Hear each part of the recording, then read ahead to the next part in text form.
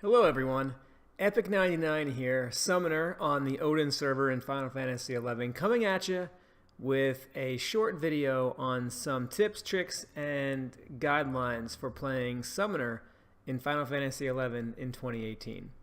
Now let me just preface this guide by saying that I am by no means the endgame ultimate summoner of all time on this server. I've always loved the summoner job. In fact, it was the very first job that I ever got to level 75 back in the early days of Final Fantasy XI.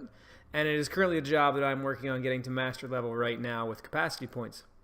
I've spent a good couple of months here working on Summoner, figuring it all out, learning how it works in 2018 in the current game. And I wanted to share some of my findings, insights, and ideas with you all so that we can all get a better sense of what this job is. So we're going to be starting out talking about the avatars, some of the basic Summoner job abilities, Blood Pact Rages and Blood Pact Wards, and then we're going to go into some of the gear that you're going to want to go after to get your numbers up and your delay timers down. And hopefully this guide can help you figure out some ways to have fun with Summoner. It's a really great job. I've always enjoyed it, and you know, if nothing else, the avatars just look cool.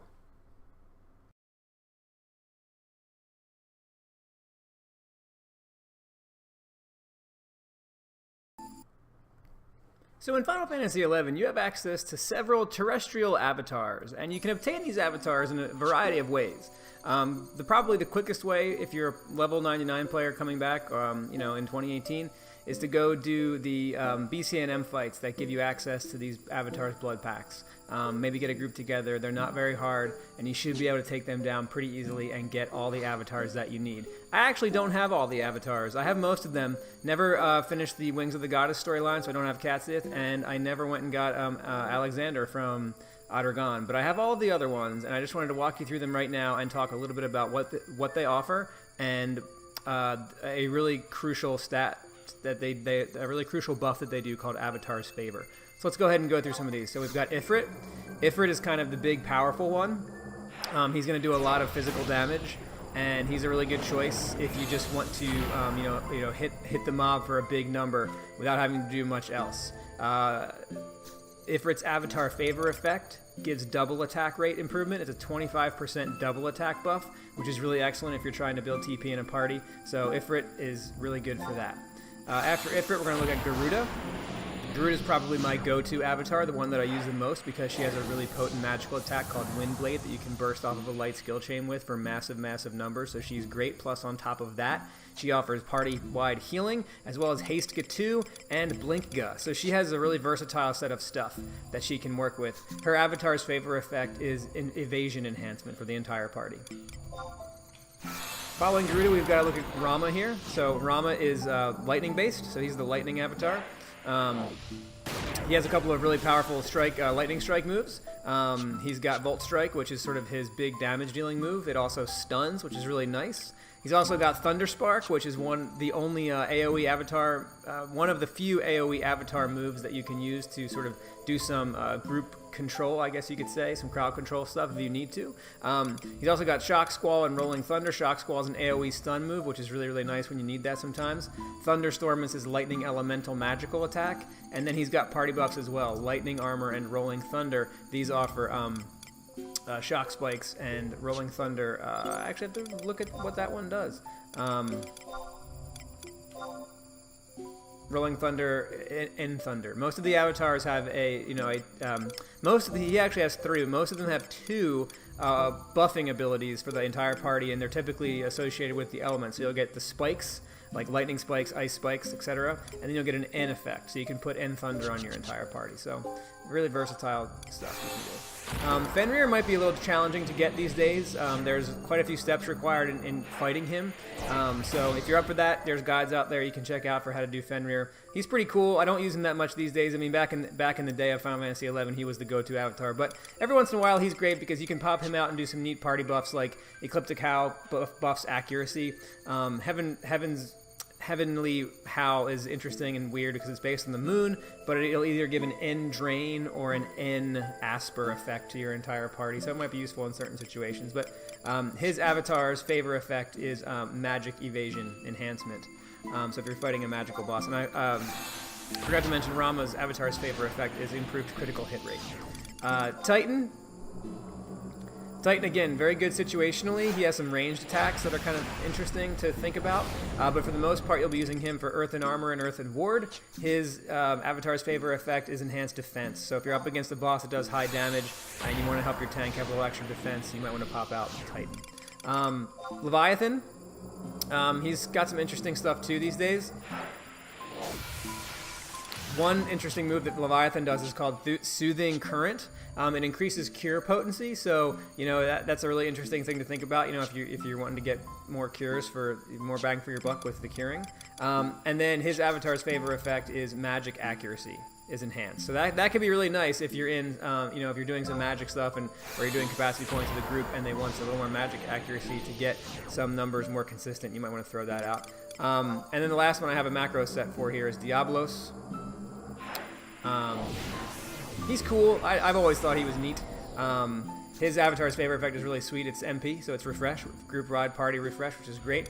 He has some cool moves, Nightmare and Ultimate Terror. These are AoE. Nightmare, I always get these mixed up, so let me just refer to the actual thing in here, which are interesting about these two. These are actually in the Blood Pact Ward category, as you can see here, and they are on a different timer than Blood Pact Rage, and these actually Ultimate Somnolence, Nightmare, on Ultimate Terror, as well as Pavor Nocturnus, which is a newer one I don't know too much about. Those three are, even though they're a ward spell, they are on the mobs. They are on mobs, and you can actually sleep them. You can put them to sleep. You can lower their stats. This Nightmare is especially interesting because it puts them to sleep and reduces their HP at the same time, so that's kind of cool. Pavor Nocturnus, I don't really know. Again, I don't know much about that one, but it says it lures an enemy into an eternal nightmare, so I need to do some testing on what that actually is all about. He also does AoE Phalanx with Nocto Shield. He also can do a enhancement of magic attack and magic defense with Dream Shroud. So again, if you've got a group that's doing a lot of AoE, a lot of nuking, especially these days, that happens very often. This could be a really good Avatar's Favor just to have out to contribute to that overall DPS. The last couple of avatars here that I'll show you, Shiva.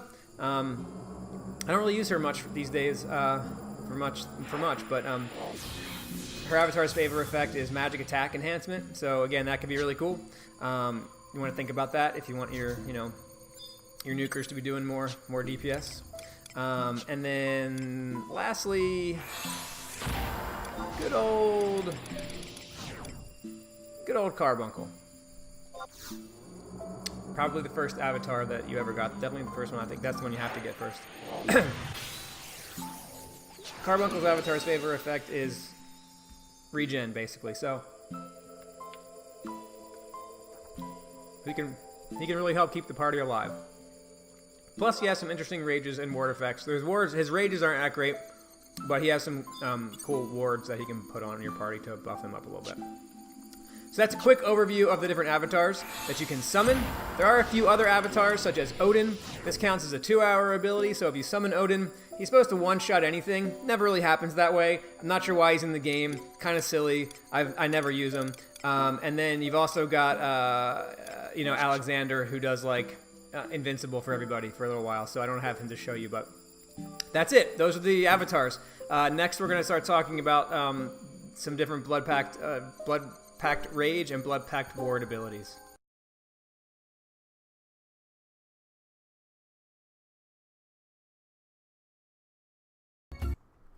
So let's talk a little bit about Blood Pact Wards and Blood Pact Rages. Two of the moves that you're going to be doing most of the time as you progress and enjoy your time on Summoner. So these two movesets are broken off into two paths. You've got Blood Pact Wards and Blood Pact Rages. Each one has its own timer, and those timers begin on 1 minute. Standard base Summoner timer. So you've got a 1 minute wait before you can do another Blood Pact Rage or a Blood Pact Ward.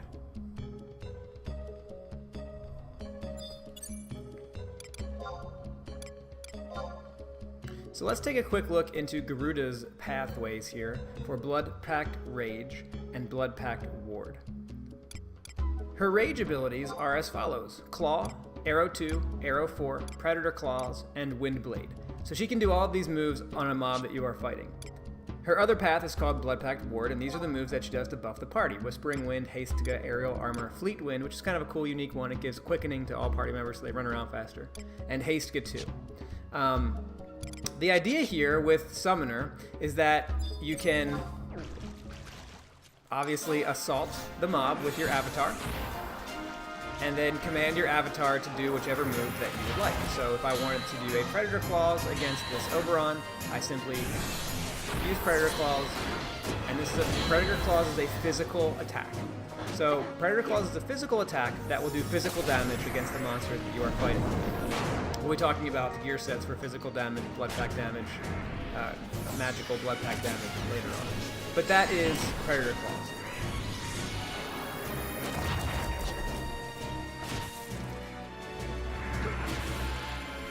At the same time, on a separate timer, Garuda can also buff the party. So if we wanted to use haste on the entire party, we simply use her Haste-ga, and the entire party gets the effect of haste 2. Pretty sweet. Windblade is actually a merited ability, so when it comes to merit points for Summoner, we can take a quick look in this menu here. You've got Group 1 are going to be some buffs for your avatar. I have chosen to put all 10 merits into physical accuracy and magical accuracy. There's some debate about this. Perhaps magical attack might be better once you get some gear and things like that, or physical attack might be better on, but you know, you can switch that. It's not too hard to get merit points these days. And then each avatar has their own special blood pact ability down here in the Group 2 that you can merit, and then you can basically choose one of these to merit all the way up to max. And I've chosen Windblade for that because I tend to use Garuda a lot when I'm capacity pointing. But each of these corresponds to a different avatar, and this is going to be a sort of an elemental attack that the avatar can do based on the avatar's element. So Windblade looks like this.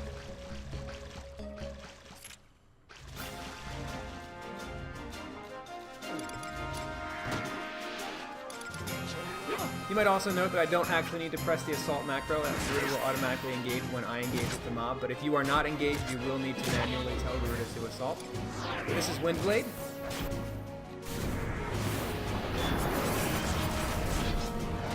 I have a pretty decent magic attack, magic accuracy gear set that I'm swapping in, so as you can see I was able to do 11,000 damage. I can do between 11 and 15,000 damage just on using Windblade, like on an Apex mob. So if you've got, once you start building up some gear, you will start to see those numbers go up, and once you start putting in some job points to Summoner, you'll definitely start to see those numbers go up. So in addition to Haste-ga, we've also got Whispering Wind, which will heal the entire party. Again, that's a Blood Pact ward. And Garuda can also throw out Tier 2 and Tier 4 nuke spells, Arrow 2 and Arrow 4, as well as these lower physical abilities, Claw. This lower physical ability, just Claw there. One other thing to note, as far as abilities, now that we've covered Blood Pact Rages and Blood Pact Wards, Summoner also gets an ability called Apogee. And what this is going to essentially let you do is do 2 Blood Pacts in a row.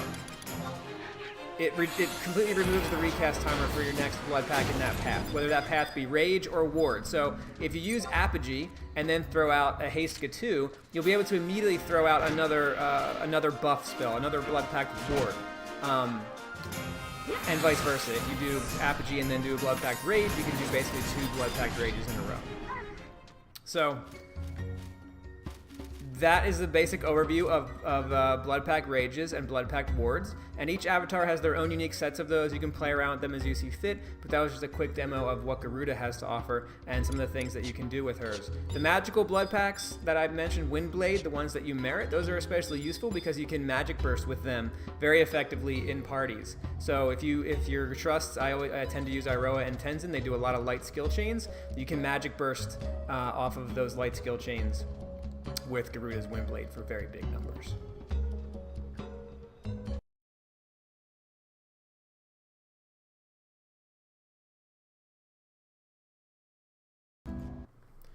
As I previously mentioned, the Blood Pact Rage and Blood Pact Ward pathways each have a 1-minute recast timer, but those 1-minute recast timers can be reduced significantly with job points and gear.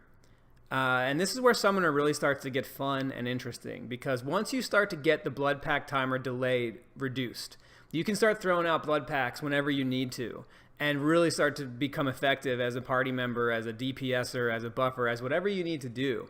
And so I want to go over some of my gear sets with you to show you some of the ways that you can achieve some really low blood pack delay timers.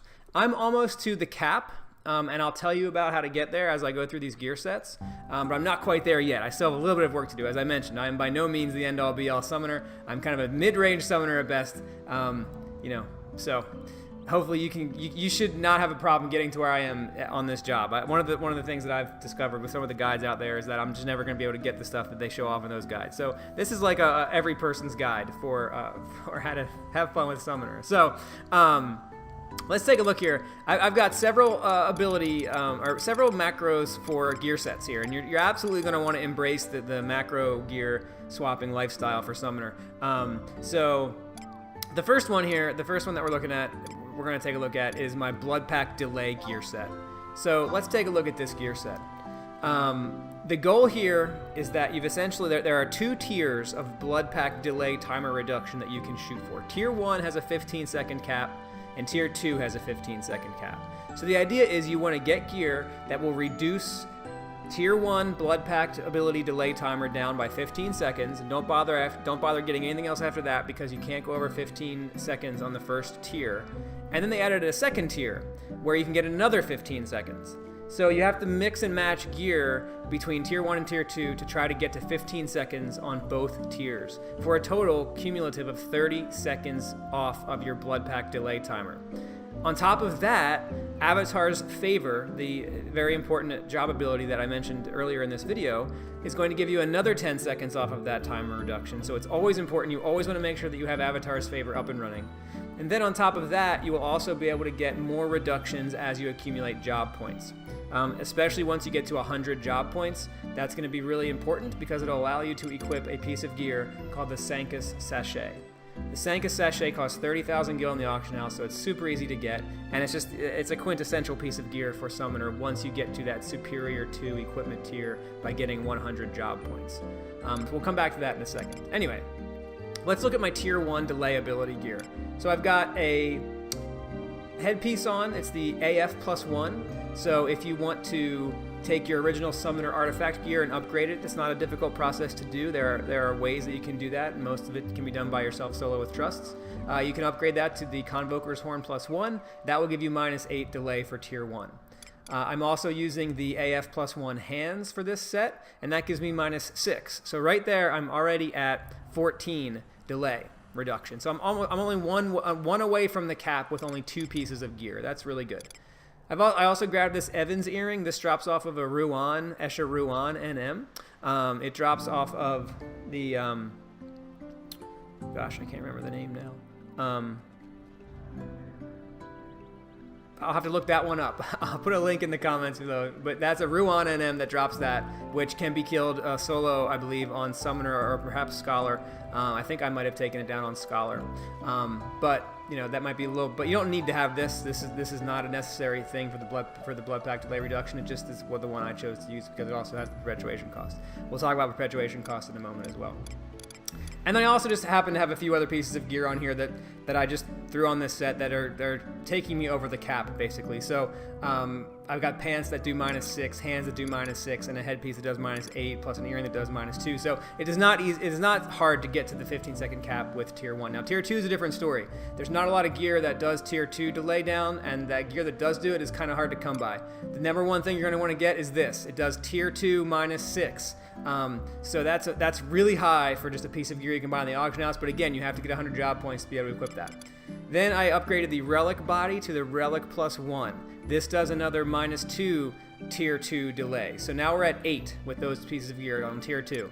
I then went after the job-specific equipment cape from Adeline, the Conveyance cape, which if you are lucky enough to get the proper augments on it, whoops, excuse me, that's not the right cape, the Conveyance cape, if you are lucky enough to get the proper augments, you're looking at another -3 Tier 2 delay reduction. So between the cape, which is 3, the body, which is 2, that's 5, plus the sachet is another 6, you're looking at 11. So that puts you off 4 ticks off of the cap. I also decided to go get the boots I was a little bit on the fence about that because it only gives you -1, but you know, I had some gil laying around, so I was able to get the upgrade materials and get these done. So right now I'm at -12, 3 seconds off of the cap for tier 2, which is really good for me. There's also a staff I'm trying to get called the Espiritus that again drops off of a tier 2 Escher Ruan NM. That one's very hard to take down. I've not killed him yet. He's hard, but that does an additional 2 or 3. That might bring me up to the cap if I were able to get that. Or I can keep plugging away at job points. When you get to 1,200 job points, you get another 5-second reduction off of your blood pack timer. So blood pack timer delay reduction gear is really, really, really key and important. Let me please walk you through another gear set that's really important. My idle set.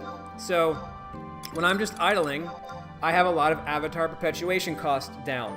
And that's what you want for idle sets. You want to have your avatar perpetuation cost to the cap, which is going to be 14. So -14 perpetuation cost. Once you are able to get gear that reaches that 14 cap, you don't want to waste gear trying to go past that cap. Instead, you want to look for gear that does refresh effect, because you're going to be able to go over that cap with refresh. So you can get 14 delay reduction and then start building refresh to get MP back while you have your avatars out. So right now I think I'm probably over the cap with my gear. So I've got 5 there on my staff.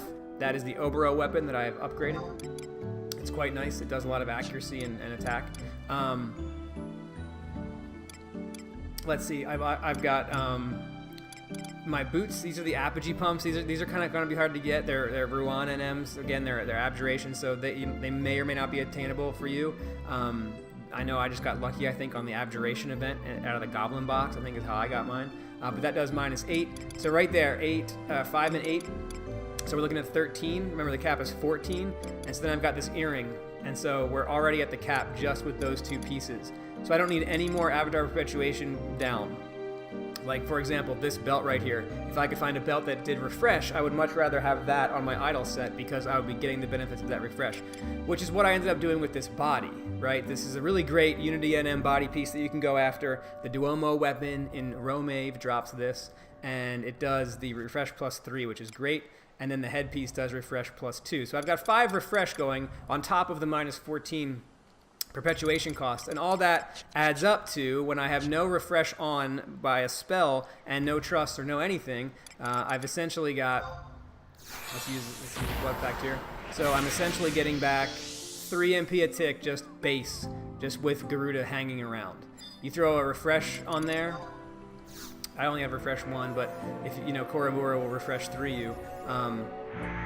You throw a refresh on there, and now you're looking at about 5 MP per tick. I think that is what that was. Oh, excuse me, 9. About 9 MP per tick. You throw another refresh on there by a better version of refresh. You get up to about 12 MP per tick back with that idle gear set, and that's all pretty nice.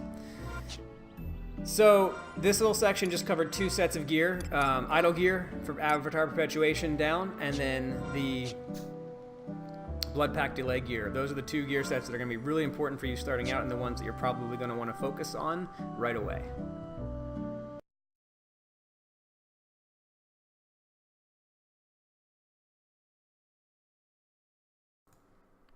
Now here's where things might start to get a little bit more complicated, and they sure did for me. The different blood pact rage abilities that your avatars have access to are categorized in a few different ways. There are physical blood pact rage abilities, there are magical blood pact rage abilities, and then there's this one really sort of niche thing called a hybrid blood pact ability. More on that in a second. So before we were talking about Garuda, and her physical blood pact rage ability is called Predator Claws. And so those physical blood pact abilities are affected by avatar physical accuracy and attack. And so for those blood packs, you're going to want to create a gear set that's going to focus on upping your avatar's physical accuracy and attack numbers. So this is what my physical blood pack set looks like right now. As you can see, and there's a lot of physical accuracy and attack gear in this gear set. So this is what I swap in when the avatar does a move like Predator Claws. I've got all sorts of You know, some of this gear, some of it doesn't have exactly avatar physical accuracy or attack on it, but some of it does have summoning magic skill. And summoning magic skill is going to relate to the avatar's physical accuracy, magical accuracy, just in the same way that magical skills relate to, you know, casting spells. I've got AF +2 here, so I upgraded this through Omen. Again, this is really great for physical blood packs because it does a lot of physical accuracy. I've been working on enhancing some of this ambuscade gear. Excuse me, this is still the conveyance cape to give me some accuracy there. But as you can see here, this gear set is all tuned toward physical accuracy and attack. And that's kind of what I'm trying to do with this gear set. So that's used only for physical blood pact abilities. There's another gear set for magical blood pact abilities. As you can see here, I swap in my my weapon here, so TP gain is an issue for me. You know, I don't rely too heavily on TP in this game, the way that I'm playing it currently. And I've got all sorts of gear in here tuned to my magic accuracy and my magic attack bonus, trying to up those magic numbers as much as I possibly can. And like I've said, I still have a lot of work to do on a lot of this gear, so I am still working on it. But the apogee stuff is really, really good if you are able to have access to that. Some of the AF and the relic is very, very good. And then there's a few other pieces that you're going to want to definitely focus on trying to get, such as the ambuscade cape, beginning to upgrade that here, and then the Adeline cape from the job-specific equipment. And then my last set is this hybrid set. And this one's really hard because you have to kind of have a good blend of physical accuracy and magic attack bonus and magical accuracy. And this relates to Ifrit's Flaming Crush, which I've heard, you know, hushed rumors and whispers that Flaming Crush can one day do numbers up in the 60,000 range, just with one blood pack, no magic burst or anything. I have yet to achieve anywhere close to those numbers, so I'm not sure what to do about that, but I'm working on it. But apparently this, you know, so this is my set. I think I probably need a little more physical accuracy in here. If I can upgrade this head slot to the AF +2 to sort of synergize with the AF +2 body, then I should be able to get a lot more physical accuracy and then focus the rest of the pieces on magic accuracy. So those are my gear sets. Physical, magical, hybrid. It's really important to have a set for all of those different things. You might be asking yourself, well, how am I supposed to use a blood pack delay gear set and a magical accuracy, physical accuracy, etc. gear set at the same time? There is an answer to that, and I'm going to go into that in the next part of this video.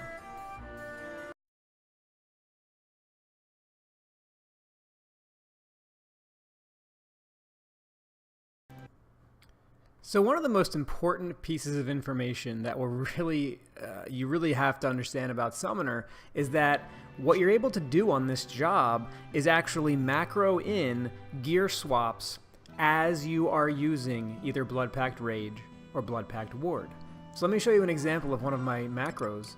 I'm going to go ahead and show you my Garuda macro for using Predator Claws. And what I do here is the very first equip set that I put in the first line of the macro is the Blood Pact Delay. So the Blood Pact Delay down gear set that I showed earlier goes on, right? Then I use the job ability Predator Claws with that Blood Pact down gear set on. As soon as that ability is used with the gear set down equipped, that timer gets, you know, reduced. Then there is enough time in between the animation of Predator Claws going off and it actually hitting the mob for you to swap in another different gear set. So as long as you put the ability in there, you do the wait, and then you swap in your physical attack or your magical attack or whichever one applies to that particular Blood Pact ability. For example, with Flaming Crush, you would want to put in your hybrid set. For Predator Claws, you want to put in your physical set because it's a physical Blood Pact. You actually can do both. You can do both things. You can get the benefits of the delay down gear first, and then you can put on top of that the benefits of the physical accuracy gear before the Blood Pact actually hits. And then when the Blood Pact is over, you can return to your idle set to get all that refresh and stuff back. So that is really a key factor in playing Summoner effectively, is making sure that you are swapping in those gear sets for everything that you do. Depending on which type of ability that you're using, you want to change the gear set in the macro.